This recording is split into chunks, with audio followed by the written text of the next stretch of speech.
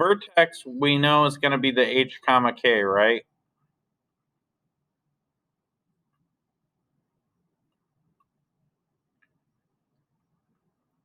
And so I could think of this as a times the quantity x minus h squared plus k.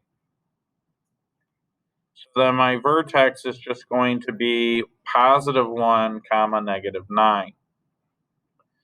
Then my line of symmetry, my axis of symmetry is x equals whatever this is, whatever the x value of the vertex is. So I've got that. Now for the x and y intercepts, I just got to graph it. So let's plug that in. I'm just going to say x minus 1.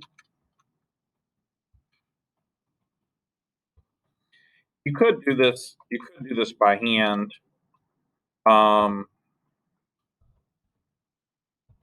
But these types of questions are usually on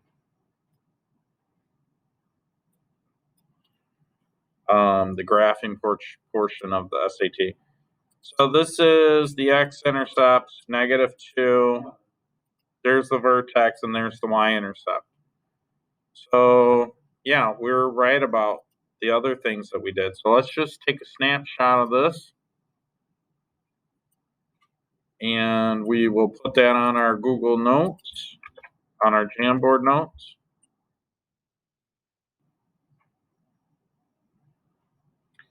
So then these are the this is the x-intercept where it crosses the x-axis.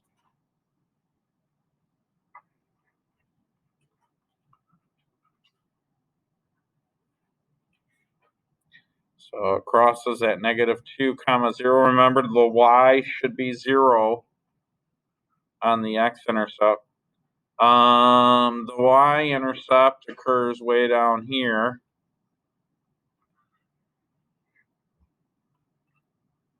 Where it crosses the y-axis. Similarly, x should be equal to 0.